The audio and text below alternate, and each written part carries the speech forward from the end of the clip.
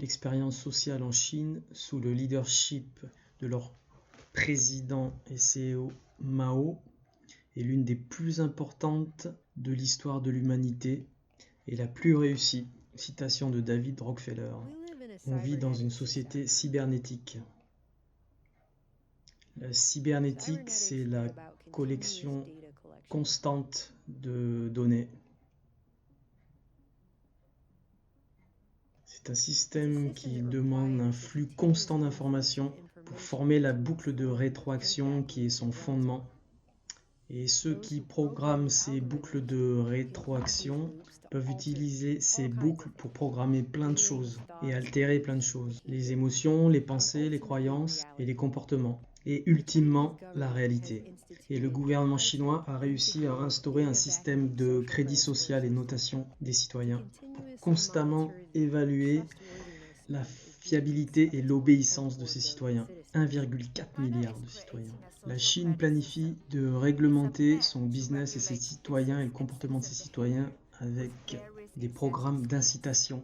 Et le déploiement s'étendra à toute la nation en 2020.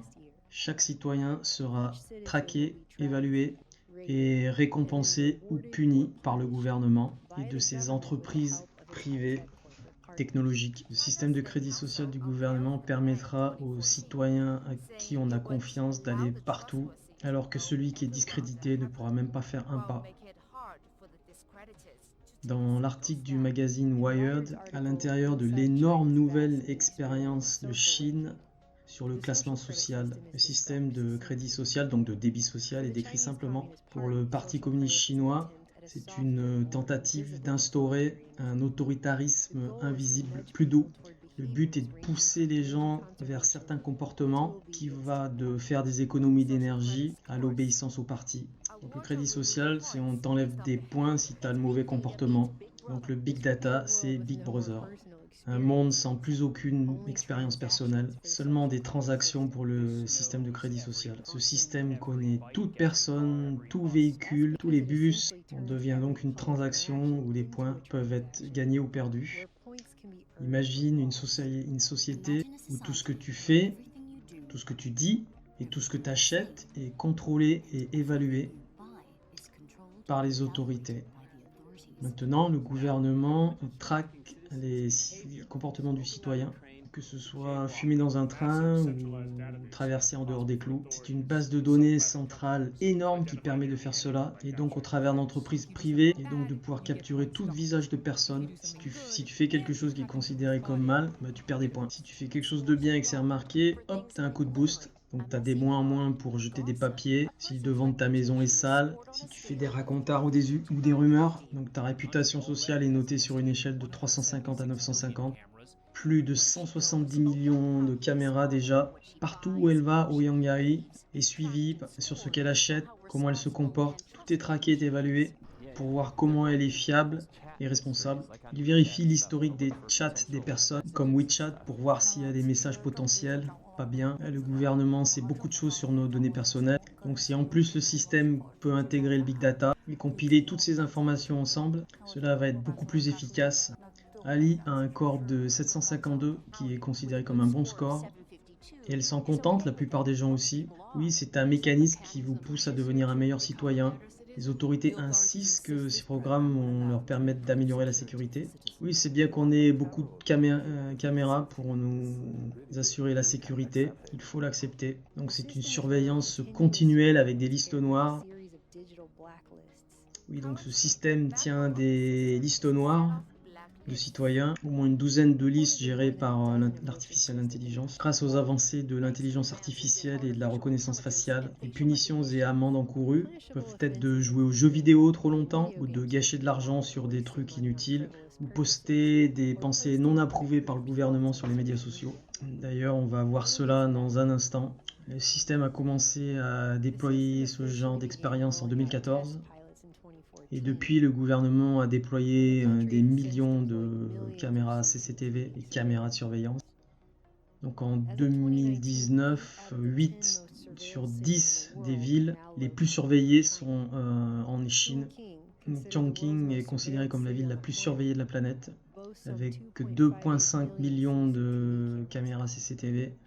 Donc c'est une caméra pour 6 citoyens en moyenne. 30 fois plus de caméras que dans l'État de Washington. Et on se focalise beaucoup sur le système répressif de ça. Caméras de surveillance, reconnaissance faciale, portails électroniques, suppression de la dissidence dans Xinjiang. Mais l'autre côté des choses, le bon côté des choses, c'est pas rendre la vie plus dure, c'est de rendre la vie de tout le monde meilleure. En d'autres mots, chaque personne, chaque mouvement de ces personnes est surveillé tout le temps. Ces caméras de surveillance sont vraiment de partout. Et il planifie d'en avoir encore 600 millions de plus installés par 2020. Le truc dont j'ai le plus peur, c'est que toutes mes activités vont être surveillées. Et ça, ça fait assez peur. Et tout ceci n'est pas seulement la surveillance, c'est la surveillance avec l'intelligence artificielle et la reconnaissance faciale, qui est aussi mis en place de partout. Les Chinois utilisent leur visage pour accéder à tout par application, donc pour accéder à un guichet de retrait, pour prendre l'avion, pour le métro, pour rentrer dans les écoles, dans les bureaux et pour payer, rentrer dans les fast-foods. Dans un KFC à Pékin, tu peux même utiliser ta reconnaissance faciale pour commander et avoir des suggestions, tout simplement avec ton visage. Tu vois qu'il y a des caméras de partout qui analysent mon visage.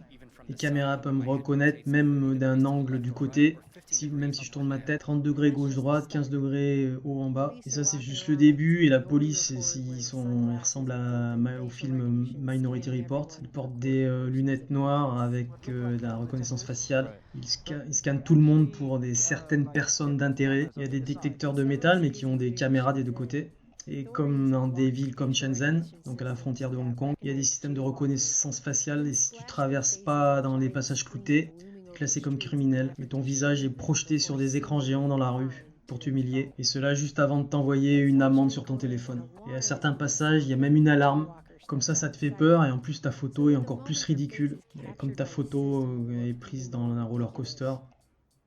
Et le système ne pose pas seulement tes moments embarrassants, il poste aussi ton nom et ton numéro d'identification et même des fois ton adresse. Donc l'intelligence artificielle et la reconnaissance faciale sont aussi dans toutes les écoles, soi-disant pour faire des expériences, et qui va beaucoup plus loin que de simplement regarder la présence des élèves. Ça scanne aussi l'intéressement de l'étudiant, s'il s'emmerde ou pas en cours, et cela en temps réel. Donc ils appellent ça un système de gestion de comportement qui scanne la classe toutes les 30 secondes, et cela toute la journée pour catégoriser les expressions faciales des étudiants et voir s'ils suivent ou pas. Donc c'est les catégories neutres, tristes, joyeux, déçus, en colère, surpris. D'autres comportements sont analysés, combien de fois l'élève lève la main pour répondre aux questions, s'ils lisent ou qu'ils écrivent, s'ils écoutent ou pas. Alors ça, bien sûr, carrément, ça prépare les jeunes à leur futur surveillé. Ils auront appris la panoplie complète des bons comportements. Chaque comportement des personnes est surveillé et traqué, pas seulement en public, mais aussi en ligne, donc sur Internet. En 2019, Google a annoncé qu'il allait mettre en place un moteur de recherche spécial pour le gouvernement chinois qui censurait donc toutes les applications auxquelles il n'est pas d'accord. Et les nouvelles législations début 2019, le citoyen devra scanner son visage donc pour pouvoir accéder à Internet et au numéro de téléphone. Et tu ne pourras pas non plus transférer un numéro à quelqu'un d'autre. Bien sûr, cela rend beaucoup plus facile de surveiller les gens en ligne, de les traquer, de les tracer. Donc tous ces systèmes gouvernés par l'intelligence artificielle permettent d'assigner des scores de crédit social aux citoyens qui montent et qui descendent suivant ton comportement sur Internet, dans le public. Et cela est analysé toute la journée, tout au long de la journée, tout le temps. Et le gouvernement déclare que ceci va purifier la société en récompensant les gens fiables et en punissant ceux qui ne le sont pas. C'est le même système de notation que pour obtenir un prêt bancaire, aux États-Unis en tout cas. Là, c'est basé sur si tu payes des taxes, si tu traverses dans les passages cloutés et tout ce que tu postes en ligne.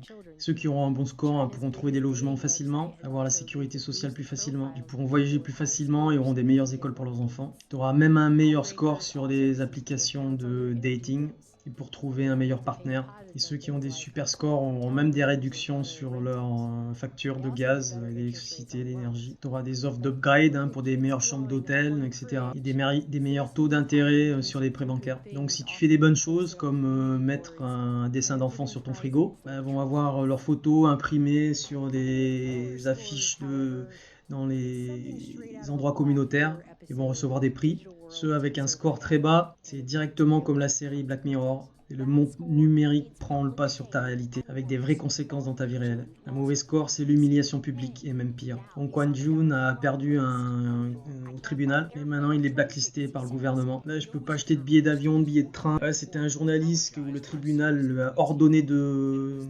s'excuser pour une série de tweets qu'il a écrits. Et après avoir fait ses excuses, on lui a dit que c'était pas sincère.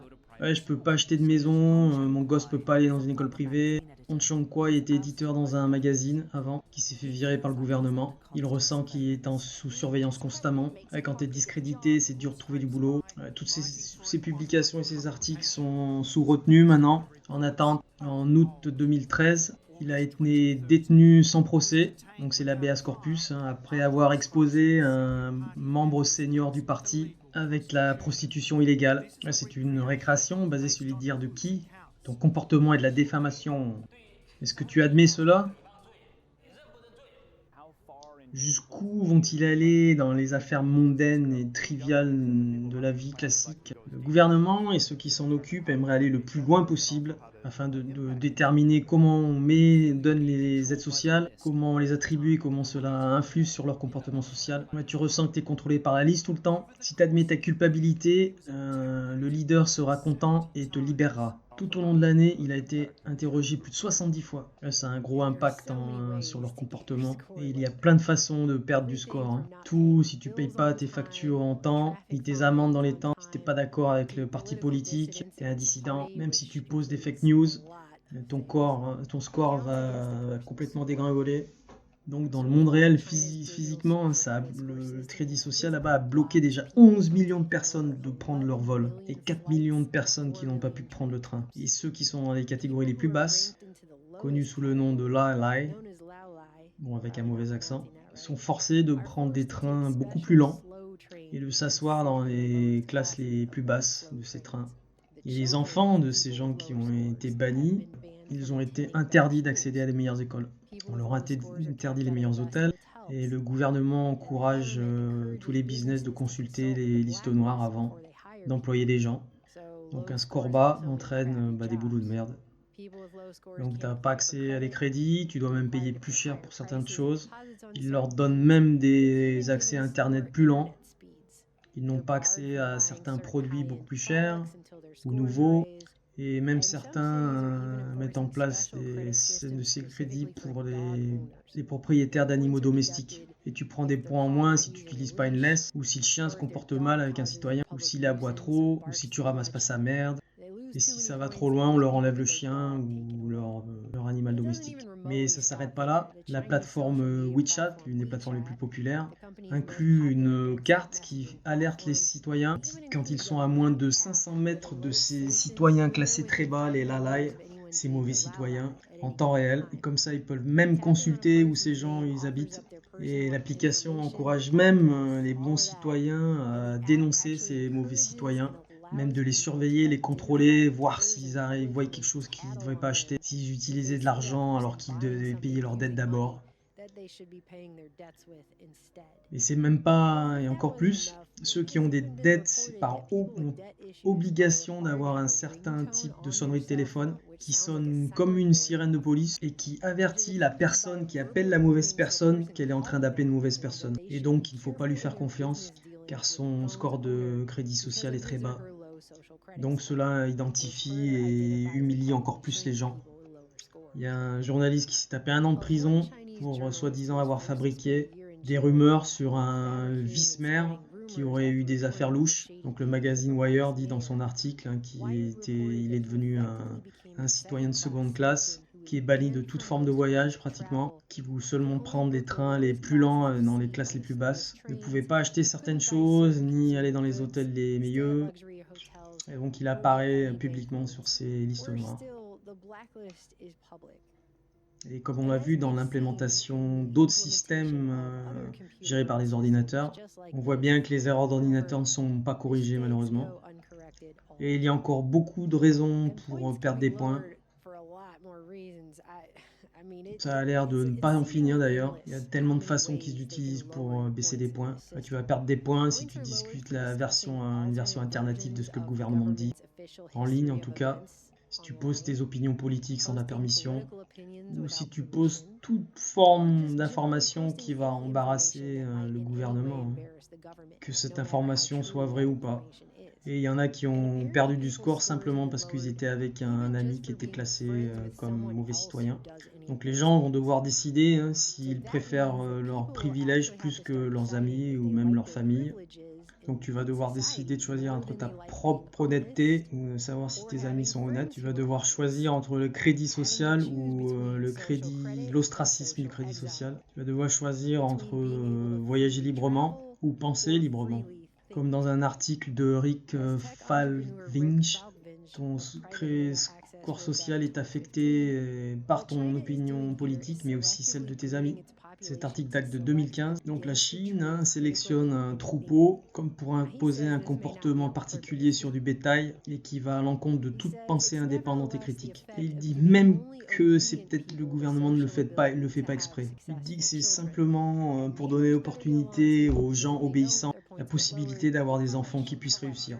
Et tes voisins ont intérêt de faire pareil, sinon ils vont perdre des points aussi. Les collecteurs d'informations comme Joanny sont payés pour récolter des informations sur leurs voisins. Et donc tous les mauvais rapports sur les voisins, les citoyens sont affichés dans les immeubles pour que tout le monde voit et pour les humilier. Non mais pourquoi t'as affiché que ma famille, on s'est engueulé ? Ils se soucient de leur image personnelle et de leur profil et de leur réputation. Si t'écris des belles choses sur eux, les gens sont fiers. Si t'écris des choses mal, ils sont humiliés, ils ont honte et leurs enfants aussi seront humiliés. Donc certains vont dire que c'est bien si la culpabilité permet d'améliorer le comportement des gens. Mais il faut bien réaliser que la valeur de tout ça, c'est pas d'être une belle personne ou d'avoir de meilleures valeurs morales. Mais en fait, c'est de vivre constamment dans la peur, d'être constamment dans la peur, de surveiller, observer sans arrêt, d'être humilié, d'être obligé d'obéir à des autorités dictateurs. Et ça me rappelle les trucs sur Kim Jong-un en Corée du Nord où les gens étaient forcés de faire semblant de pleurer quand il est mort, quand ils avaient peur de se faire punir s'ils ne le faisaient pas. Et tout le système est fait pour qu'une fois que tu commences à descendre, tu continues à descendre jusqu'au bout. Comme dans l'article de Wired encore. Si ton score commence à tomber, tes amis le savent, donc ils ont peur, ça va affecter leur score à eux. Donc tu perds tes amis, l'algorithme en prend note, et donc il va encore baisser ton score à cause de ça. Donc tu comprends le cercle vicieux du truc. Le système a été utilisé pour cibler certains groupes religieux et ethniques, bien sûr, sous prétexte que c'est le séparatisme ou les séparatistes du gouvernement. Le fameux terrorisme. En Xinjiang, ils scannent car ils ont peur de l'ethnie musulmane qui se rebelle. Donc reconnaissance faciale, surveillance, c'est partout dans les magasins, à la pompe à essence et spécifiquement où la population musulmane réside. Il est estimé que maintenant 1 million de cette ethnie est mis dans les camps, donc les camps de rééducation chinois. Les goulags. Et les clips que le gouvernement chinois a autorisé de sortir de ces prisons ont dû être faits par Disney. C'est horrible, horrifique. La Chine a commencé à emmener les quelques journalistes sélectionnés à l'intérieur des camps. Ça, c'est ce qu'il veut que le monde voit.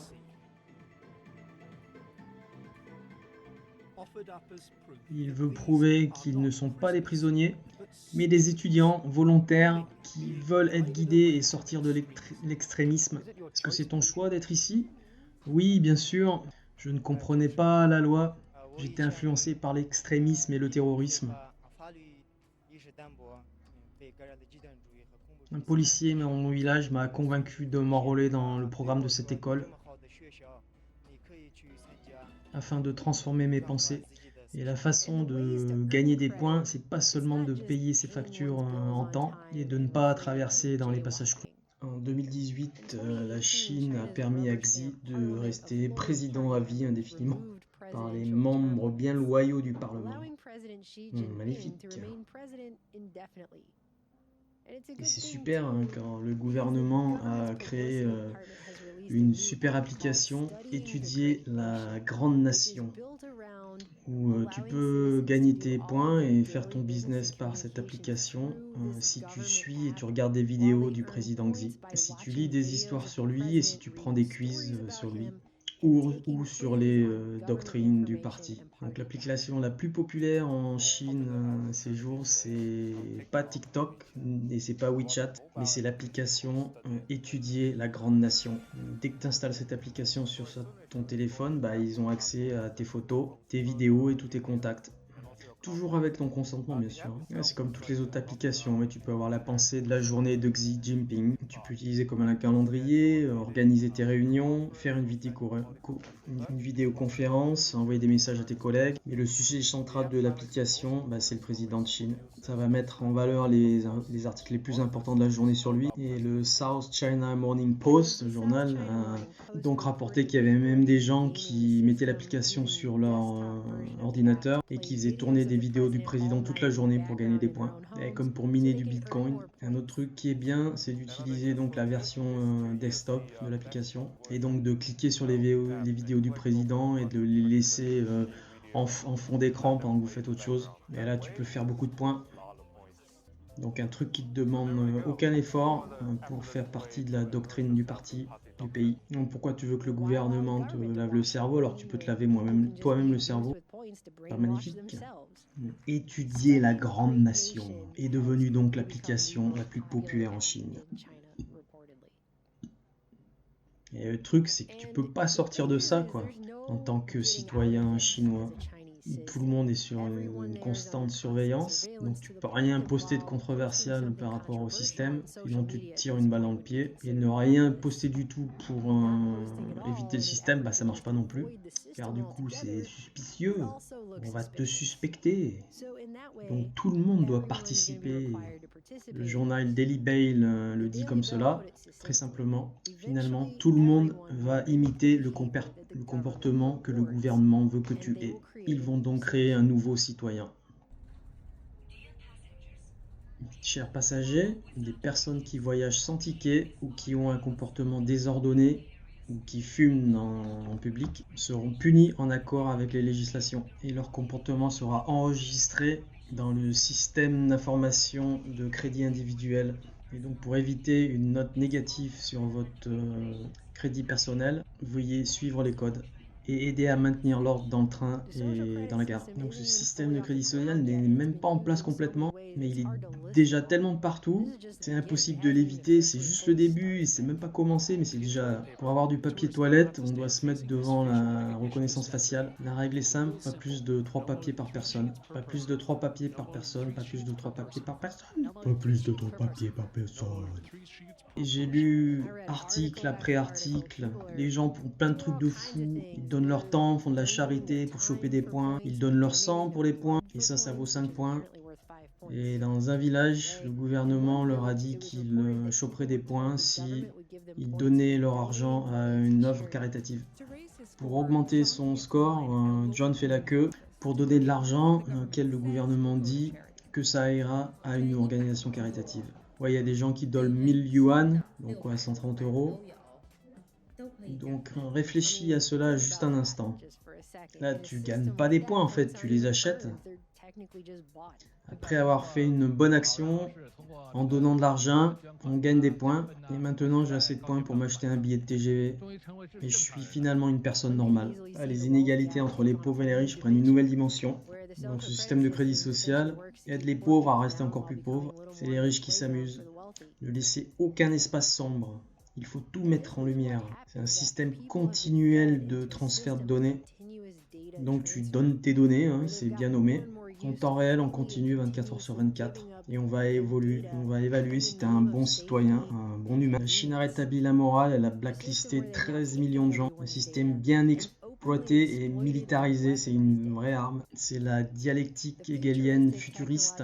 La Chine bannit 23 millions de personnes pour acheter des tickets de voyage. C'est le capitalisme qui merge avec le communisme. Ça se passe sous nos yeux, comme George Orwell pourrait l'avoir dit. La Chine construit un poste de police géré par l'intelligence artificielle et pas par des humains. Et bien sûr, ce système vient chez nous, système cybernétique de contrôle de comportement en Hollande, l'université de Leiden. La compagnie télécom chinoise est allée aider le Venezuela à mettre en place un système de contrôle social de style chinois. Et l'été dernier, 2019, le Parlement européen a créé une base de données géante biométriques avec les règles les plus strictes au monde qui ont été mises en place jusque-là. En Suède, il y a un boom de microchipping des gens qui se pucent volontairement pour avoir accès à leur travail. L'Inde a mis en place le système biométrique le plus large au monde, donc les empreintes digitales pour la nourriture, le téléphone, les finances, donc si tu veux bien recevoir tes rations de nourriture. La dystopie digitale, comment les algorithmes punissent les pauvres, car si l'IA ne reconnaît pas tes empreintes digitales, et comme ça a déjà rapporté, il y en a qui sont morts de faim à cause de ça. La France a passé des lois anti-masques. De toute manière, il n'y en a pas. Donc c'est illégal de couvrir ton visage en public, mettre une capuche. Ça c'était en 2010, donc on peut se dire c'est pas grave. Mais ça va rendre le nouveau système de reconnaissance faciale en France beaucoup plus facile. Car la France, bien sûr, va mettre en place ce programme au niveau national de reconnaissance faciale. L'article d'octobre 2019 qui annonce cela. L'identité numérique. Mais bien sûr, le gouvernement promet qu'il ne va pas enregistrer les gens, ni violer leur vie privée. Pas comme la Chine en tout cas, bien sûr on y croit. Donc bien sûr, pour maintenant, le problème c'est qu'une fois que c'est en place, rien ne va pouvoir les empêcher de faire ça dans un futur très proche. Et on le voit arriver. Et plutôt cette année dans Londres, une ville qui a déjà l'une des concentrations et pires des caméras de surveillance. La police a fait une expérience en direct, en temps réel, de reconnaissance faciale. Et un mec a essayé de mettre son pull par-dessus sa tête pour éviter de se faire scanner. Et une troupe d'officiers de police est venue l'arrêter pour lui demander son papier d'identité. Ouais, il a probablement dit aux flics d'aller se faire voir, donc ils lui ont mis une amende de 100 € pour avoir juré. Les forces de police ont déclaré que si quelqu'un refuse de se faire scanner, alors c'est un suspect. Car cette histoire est partie virale dans les médias. Ah non, en fait, ils ont déclaré le contraire, que ceux qui refusent de se faire scanner ne seraient pas forcément suspects. Donc il y a de plus en plus de tech, donc ça grappille petit à petit sur la vie privée, sur les droits, partout dans le monde. Ici aux États-Unis, on a déjà vu des entreprises mettre en place des systèmes de traquage des employés.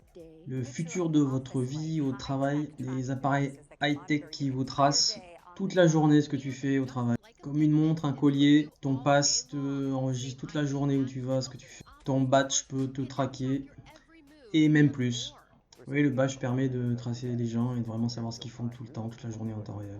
Les grandes villes comme San Diego ont déployé des réseaux de smart lampadaires au nom de la sécurité et de l'efficacité. Ce n'est pas seulement des lumières, mais des lumières hyper sophistiquées, des LED avec des senseurs et des caméras connectées sur du Wi-Fi. La police a pu se brancher, espionner sur ces réseaux, se connecter sur les caméras d'entrée d'immeubles, et cela sans mandat, afin de pouvoir surveiller les communautés. Les agences gouvernementales ont espionné les profils sociaux des réseaux sociaux des gens. 70% des employeurs regardent les profils des réseaux sociaux des futurs employés. Cela fait partie des standards de recrutement aux US maintenant depuis des années. Et récemment, même les compagnies d'assurance ont été agréées pour évaluer l'utilisation des médias sociaux quand c'est en rapport avec les primes d'assurance. Et tu sais que si tu te fais bannir par des compagnies comme Uber ou Airbnb, ça va limiter la possibilité de voyager, de te déplacer. Et comme le magazine Wire l'a dit, les Américains ont déjà des dizaines d'évaluations sur leur profil. Et tout cela détenu par des entreprises privées qui ne nous donnent pas le choix. Et là, c'est le contrat d'adhésion en gros. En 2012, Facebook a déposé un brevet d'évaluation de prêts bancaires basé sur les profils de tes amis et leur solvabilité. Et le brevet décrit donc les outils qu'ils utilisent d'évaluation moyenne en gros de tes amis. Et donc rejette ton application de prêt bancaire si ça rentre pas dans les critères.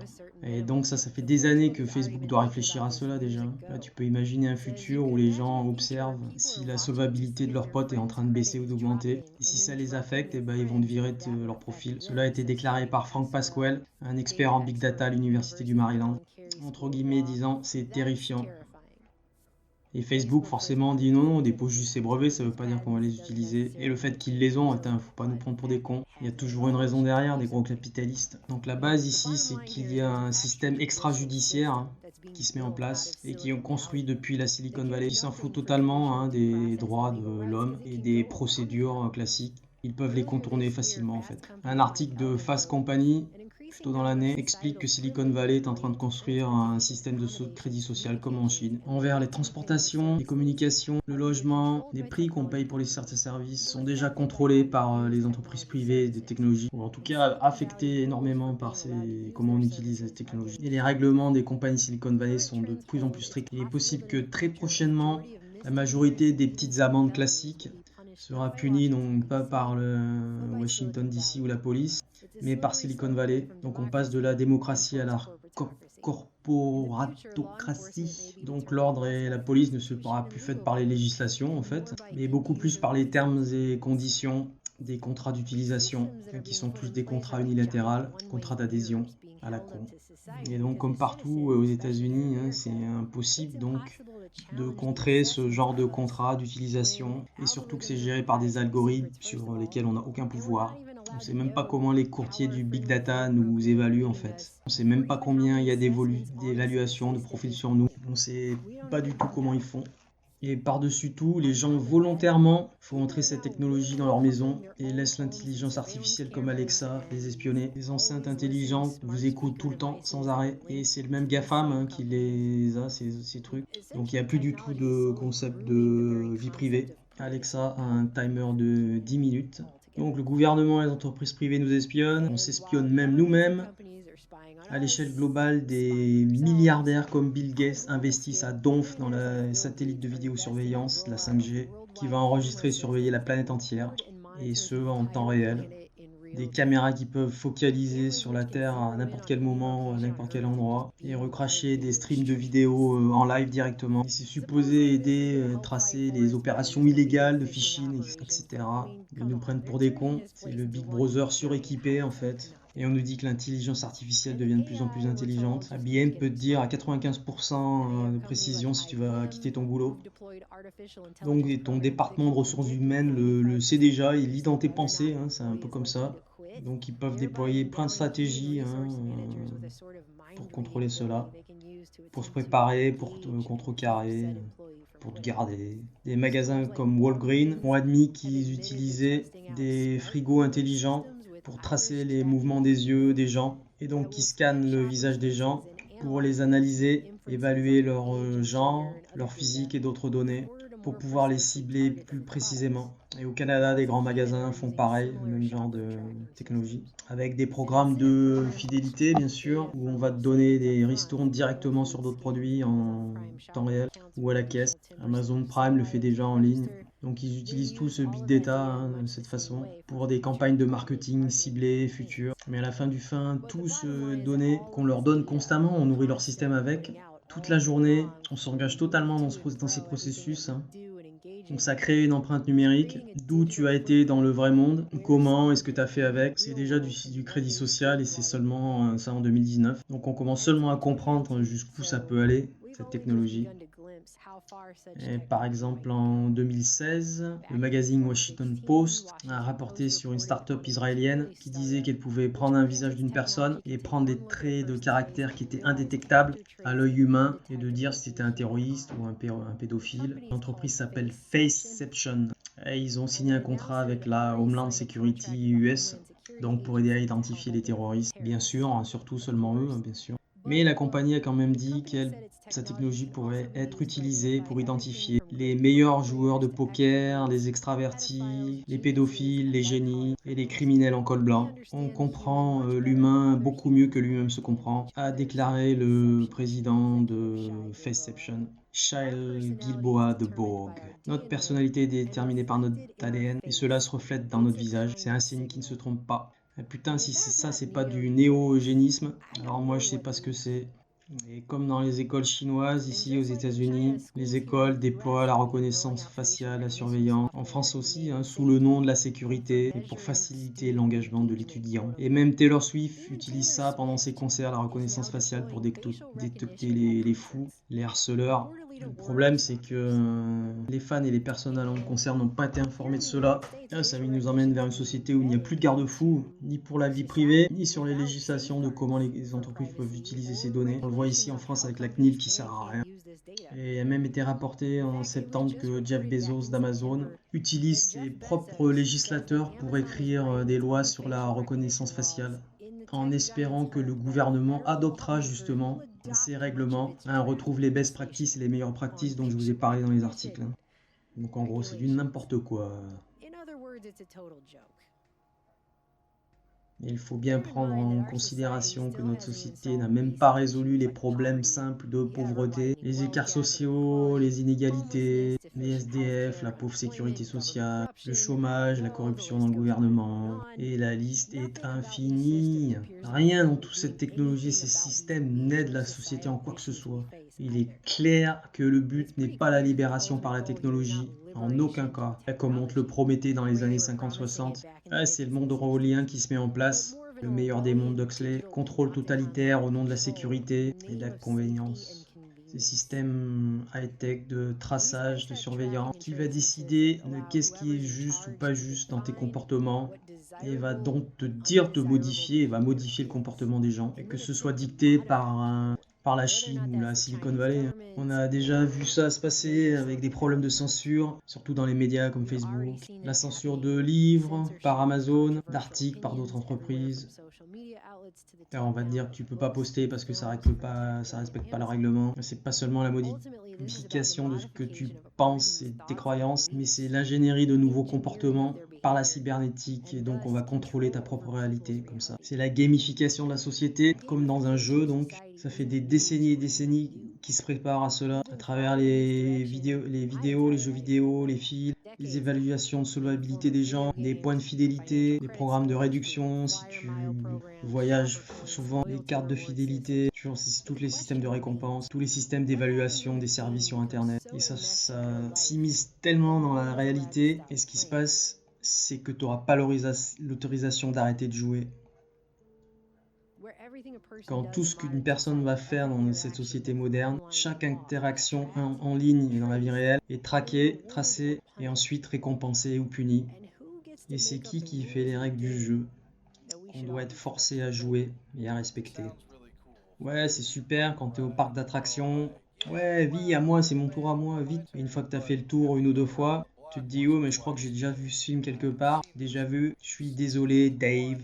L'ordinateur de 2001 Odyssée de l'espace. Tous ces autres films, Rollerball, Le Magicien d'eau, Hunger Games, Gattaca, 1984, Soleil Vert, je vous recommande tous ces films d'ailleurs. Et quand tu vois tous ces films, il semble y avoir une erreur fatale. Qu'est-ce qui se passe s'il n'aime pas ce que je dis? Qu'est-ce qui se passe s'il n'aime pas ce que en quoi je crois et ce que je fais? Qu'est-ce qui se passe avec mes droits, mon pote? Il n'y a plus aucune garantie de liberté, de respect des droits. Et finalement, t'es juste une tête de bétail dans le système de gestion globale. Et c'est la frontière entre de ce qui est acceptable et ce que eux disent qui est acceptable. Toujours sur le fil, toujours flou. Et là, le parc d'attractions devient de la pure torture. Plutôt qu'un divertissement, surtout si tu peux pas sortir du manège, tu vas avoir mal. Donc c'est pas parce qu'on a cette technologie que ce système va marcher et rester. Ça veut pas dire que le système ne va pas tomber de par lui tout seul. Et la seule façon pour qu'un système comme ça marche, c'est que la majorité des gens continuent à l'utiliser. Ce système mis en place par une toute petite élite minoritaire. L'histoire se répète elle-même constamment. On disait qu'il n'y a pas de meilleur outil de libération qu'un système totalitaire. Et c'est pas maintenant que ça vient dans un paquet très reluisant, très intelligent et en haute définition. Cela ne va rien changer à cela. Une citation de George Orwell: la liberté est la liberté de dire que 2 plus 2 font 4. Et si on te l'autorise, tout le reste suit. Voilà, traduction de Jack Fruit.